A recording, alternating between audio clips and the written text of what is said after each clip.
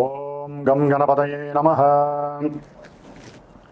ఓం జ్ఞానానందమయం దేవం నిర్మలస్ఫటికాకృతిం ఆధారం సర్వవిద్యానాం శ్రీ హయగ్రీవముపాస్మహే. శ్రీ లక్ష్మీ హయగ్రీవాయ నమః. జ్ఞానసిద్ధిని వీక్షిస్తున్నటువంటి ప్రేక్షకులందరికీ కూడా ఆగస్టు 17వ తేదీ నుండి సెప్టెంబర్ 17వ తేదీ వరకు కూడా సింహరాశిలోకి సూర్యుని యొక్క సొంత క్షేత్రము మరియు మూల త్రికోణ రాశిలో ఆయన యొక్క గ్రహ సంచార ప్రభావము, అలాగే ఈ యొక్క బుధగ్రహము దాదాపుగా కర్కాటక రాశిలో ఆగస్టు 21 వరకు ఉండి సెప్టెంబర్ 7 వరకు కూడా సింహరాశిలో రవితో కలిసి బుధాదిత్య యోగాన్ని, అట్లాగే తన యొక్క స్వక్షేత్రము మూల త్రికోణము ఉచ్చస్థాన స్థితిగతుడైనటువంటి బుధుడు కన్యారాశిలో సెప్టెంబర్ 7 నుంచి సెప్టెంబర్ 17 వరకు కూడా ఈ సంచరించే సమయము. శుక్రుడు సెప్టెంబర్ 2వ తేదీ వరకు కూడా నీచ స్థితిలో కన్యారాశిలో ఉండి తులారాశిలో తన యొక్క స్వక్షేత్రంలో వచ్చినప్పుడు విశేషమైనటువంటి యోగాలని, అట్లాగే కుజ భగవానుడు ఈ నెల రోజులు సెప్టెంబర్ 17 వరకు కూడా విశేషంగా మిథున రాశిలోనే సంచరిస్తూ, మరి గురుడు చూస్తే ఆయన ఆశ్లేష నక్షత్రంలోకి మారి కర్కాటక రాశిలోను, కేతు ఏమో సింహరాశిలోను, కుంభరాశిలో రాహువు, మీనరాశిలో వక్రీగత శని ప్రభావము. ఈ యొక్క గ్రహాల యొక్క సంచారం వలన మేషాది మీనరాశి పర్యంతం ఏ విధమైనటువంటి గ్రహ సూచికలు కలుగజేస్తాయి, ఏ విధమైనటువంటి శుభాలు లేకపోతే ఇబ్బందులు కలుగజేస్తాయి తెలుసుకునే ముందు ఇప్పుడు ఈ మాసంలో జరిగేటటువంటి విశేష పండుగల యొక్క విశిష్టతలు, అట్లాగే నా యొక్క జ్ఞానసిద్ధి క్షేత్రపీఠంలో ఏ సమస్యల వలన, ఏ ఇబ్బందుల వలన, ఏ గ్రహాల వలన ఏ రకమైనటువంటి పూజలు నేను ఆచరిస్తున్నానో తెలుసుకునే ప్రయత్నం చేసి ఆ తదుపరి మీ యొక్క రాశి గ్రహ ప్రభావాన్ని వినడానికి ప్రయత్నం చేయండి.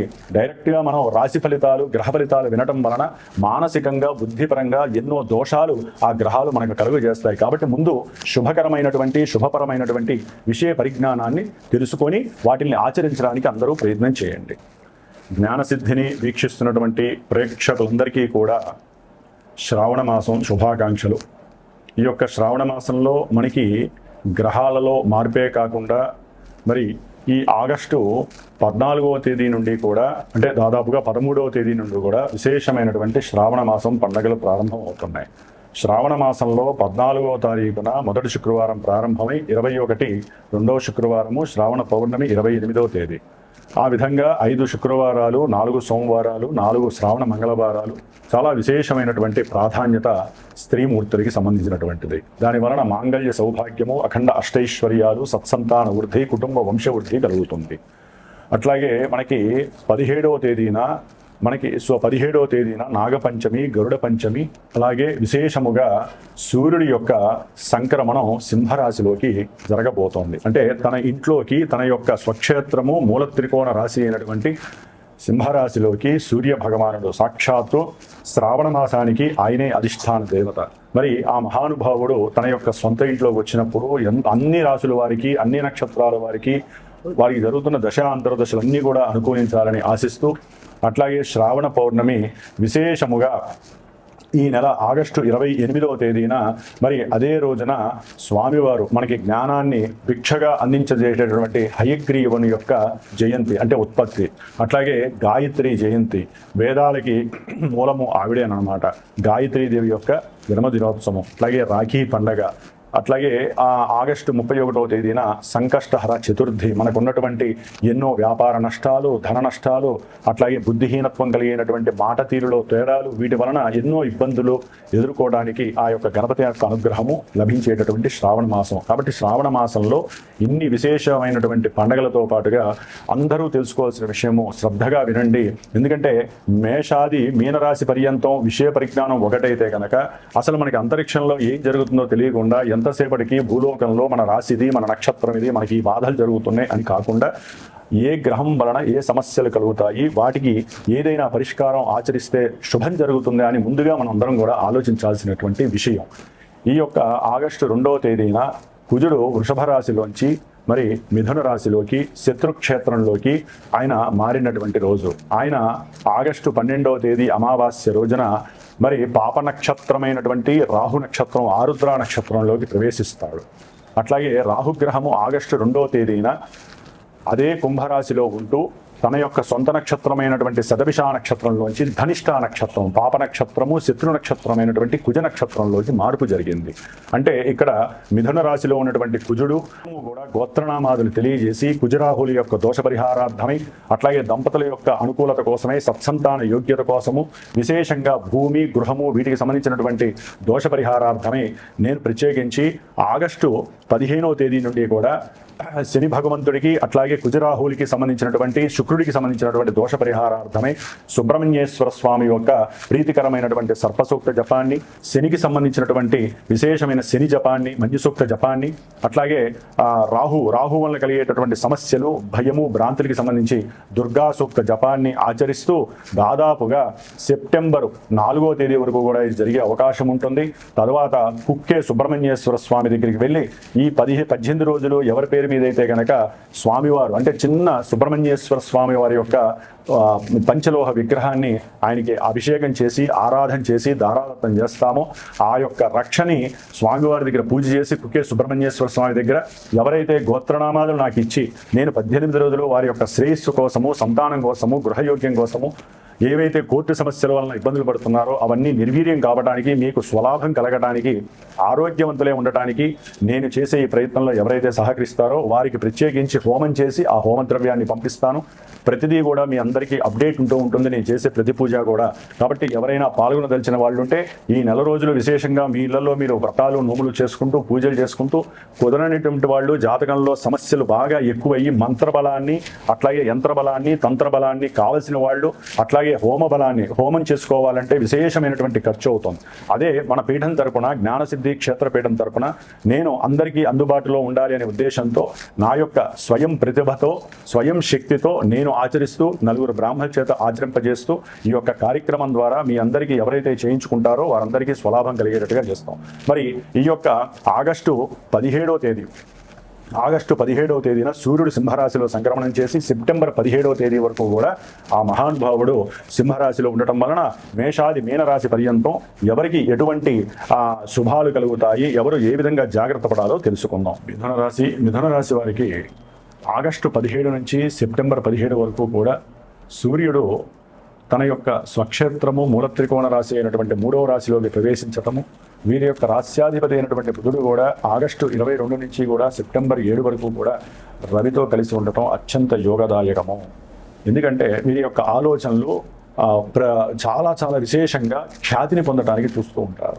ఎవరైతే ఉద్యోగాల పరంగా ఇబ్బందులు పడుతున్నారో, వారికి ఇంటర్వ్యూలు వచ్చి కూడా ఇంటర్వ్యూల్లో మిస్ అయిపోతున్నారో, సరిగ్గా తెలివి ఉండి జ్ఞానాన్ని పెంచుకొని కూడా సరైనటువంటి జ్ఞానాన్ని ప్రదర్శించలేక అవతల వాళ్ళతో మాట్లాడడానికి భయము ఎక్కువైపోయి అక్కడ దాకా వెళ్ళి చెమటలు పట్టి అసలు ఆ యొక్క ఇంటర్వ్యూలో ఫెయిల్ అయ్యి వచ్చి చాలా అగాధంలో ఉన్నట్టుగా ఫీల్ అయ్యేటటువంటి వాళ్ళందరికీ కూడా యోగ్యదాయకం. రవి బుధులు కేతువు కలవడం ద్వారా వీరికి గణపతి అనుగ్రహం ప్రస్ఫుటంగా ఉంటుంది. కాబట్టి వీరి యొక్క ఆలోచనలు కీర్తిని, అఖండ స్థాయిని ఏర్పడతాయి. మంచి ఉద్యోగ లావాదేవీలు కలుగుతాయి, ఉద్యోగంలో లాభం కలుగుతుంది, వ్యాపారం చేయాలనే స్ఫురణ కలుగుతుంది. జన్మజాతకంలో ఏదైనా రవి కానీ బుధుడు కానీ కేతువు యొక్క దశలు, అంతర్దశలు జరిగితే ఈ సమయంలో వారికి వ్యాపారం చేయాలనే ఆలోచన కలుగుతుంది. మంచి ఉద్యోగానికి సంబంధించి ఇప్పటిదాకా చప్పగా కూర్చున్న వాళ్ళు ఉద్యోగ ప్రయత్నాలు చేయడానికి మంచి పరాక్రమవంతంగా, మంచి యోగ్యవంతంగా ఉండటానికి అవకాశం ఉంది. ఎందుకంటే జన్మరాశిలో పరాక్రమవంతుడు, అఖండమైనటువంటి ధైర్యశాలి అయినటువంటి కుజుడు ఉండటం విశేషప్రదము. ఎందుకంటే ఈ యొక్క మిథున రాశికి 6వ స్థానము 11వ స్థానం కుజుడు యొక్క క్షేత్రంలో, కుజుడు యొక్క చేతిలో ఉన్నాయి కాబట్టి జన్మరాశిలో కుజుడు ఉండడం కాబట్టి ఎటువంటి కష్టాన్నైనా సరే ఎదుర్కొనే స్వభావం ఉద్యోగ విషయాల్లో వీరికి లభిస్తుంది. తపన ఎక్కువ అవుతుంది, సాధించాలనే పట్టుదల ఎక్కువ అవుతుంది. తెలివితేటలు అయితే విశేషంగా పారిపోతూ, అంటే అలా ఏదైతే గంగాజలం పారుతూ ఉంటుందో వీరి యొక్క తెలివితేటలు, ఆలోచనలు ఆ విధంగా వెళ్ళిపోతూ ఉంటాయి. ఏదో సాధించాలనుకున్న వాళ్ళంతా కూడా సాధించేటటువంటి విశేషమైనటువంటి రోజులు ఈ నెల రోజులు కూడా. ముఖ్యంగా ఎవరైతే విద్యార్థులు ఉన్నారో విద్యలో ప్రజ్ఞ తగ్గుతుంది. ఎందుకంటే ఈ మిథున రాశి వారికి 4వ స్థానంలో శుక్రుడు నీచ స్థితిని పొంది ఉన్నాడు. ఇదంత మంచిది కాదండి. విద్యార్థులకి కాస్త ఇబ్బందులు, శని దృష్టి, కుజ దృష్టి వలన వీరు రాసే ఎగ్జామ్స్లో కొంచెం జ్ఞానము, మతి తప్పిపోవటము, నిద్రపోవటము, లేకపోతే ఆలస్యంగా వెళ్ళటం, ప్రయాణ ఆటంకాలు, లేకపోతే సినిమాలు చూసి పడుకోవడం ద్వారా అర్ధరాత్రి 3 వరకు కూడా ఈ యొక్క సెల్ ఫోన్స్ వాడడం ద్వారా కొంతమంది విద్యార్థులు పూర్తిగా పతనం అయ్యే పరిస్థితి ఉంటుంది. ఎగ్జామ్స్ సరిగ్గా రాయలేరు. ఆరోగ్యం కొంతమందికి క్షీణించడం ద్వారా కూడా సరైన సమయానికి వెళ్ళలేరు. అట్లాగే ఆరోగ్యం బాగున్నప్పటికీ కూడా అక్కడికి వెళ్ళిన తర్వాత ఆలోచనలు వేరేగా ఒక స్త్రీ పరంగానో, సినిమాల పరంగానో, లేకపోతే వ్యామోహం, ఏదో రకమైనటువంటి వ్యామోహ పరంగానో, లేకపోతే ఆ ఫ్రెండ్ రమ్మన్నాడు, ఈ ఫ్రెండ్ రమ్మన్నాడు, ఈ ఎగ్జామ్స్ అయిన తర్వాత నేను ఆ ఊరు వెళ్ళాలి, ఈ ఊరు వెళ్ళాలి, ఇలాంటి ఎన్నో మానసిక వికల్ప ఆలోచనల వలన వీళ్ళు పూర్తిగా విద్యార్థులు పాడవుతారు. కొంతమంది భూస్వాములు, లేకపోతే వ్యవసాయ భూములు ఉన్నటువంటి వాళ్ళు, వ్యవసాయదారులు కానివ్వండి, పశు సంపద విశేషంగా ఉన్నటువంటి వాళ్ళు కానివ్వండి, లేకపోతే ఈ క్షురకర్మలు చేసేటటువంటి వాళ్ళు కానివ్వండి, అంటే ఎవరైతే ఈ హెయిర్ కటింగ్ చేసే వాళ్ళు కానివ్వండి, వీళ్ళందరూ ఉన్నారు. అట్లాగే స్త్రీలకు సంబంధించిన బ్యూటీ పార్లర్స్, కాస్మెటిక్స్, ఇలాంటికి సంబంధించిన విషయాలలో వాళ్ళకి కొంచెం ఇబ్బందులు ఎదురే అవకాశం ఉంటుంది. ధనపరంగా ఇబ్బందులు, పెట్టినటువంటి షేర్స్లో, పెట్టుబడుల్లో తీవ్రమైనటువంటి నష్టము, అట్లాగే భార్యాభర్తల మధ్య ప్రేమకి సంబంధించిన విషయాలలో కాస్త ఇబ్బందికరమైన గృహ అసౌకర్య పరిస్థితి కలగటం, కొంతమందికి వాహన ప్రమాదాలు జరగటము, గృహములో అసలు వీరికి భార్య ద్వారా, భర్త ద్వారా లభించేటటువంటి విశేషమైన సౌఖ్యమంతా హీనత్వం సెప్టెంబర్ 3 వరకు. సెప్టెంబర్ 3 తర్వాత వీరికి తిరుగులేదండి. కొంతమంది మిథున రాశి వారికి సంతానం కలుగుతుంది. విశేషమైన పెట్టుబడుల్లో పెట్టినటువంటి ధనమంతా కూడా వీరికి వచ్చి చేరుతుంది. వీరి ఆలోచనలు ప్రస్ఫుటంగా వెళ్ళిపోతూ ఉంటాయి. చాలా అచంచలంగా వెళ్ళేటటువంటి అవకాశము ఈ శుక్రగ్రహము సెప్టెంబర్ 3 తర్వాత బాగుంటుంది. అప్పటి వరకు శుక్రగ్రహ జపాన్ని, కనకదార స్తోత్రాన్ని చదువుకోండి. లేదా విశేషంగా శ్రావణ పౌర్ణమి రోజు చండీ హోమం చేస్తూ ఉంటాం కాబట్టి ఇలాంటి పౌర్ణమిలో పాల్గొనడానికి ప్రయత్నం చేయండి.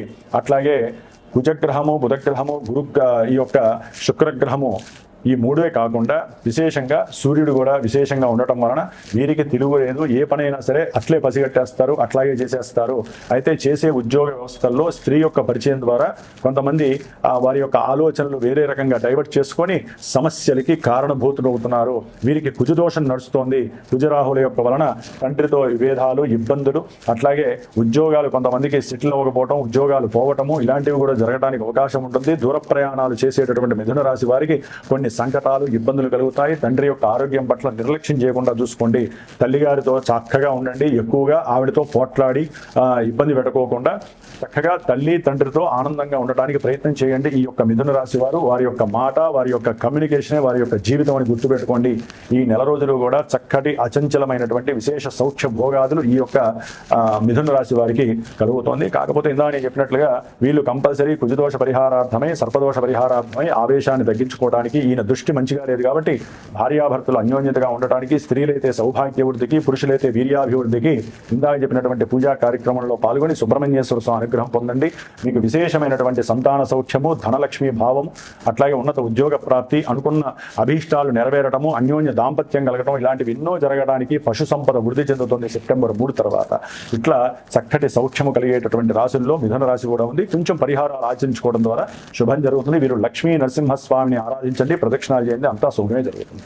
ఓం నమో లక్ష్మీ నరసింహాయ నమః.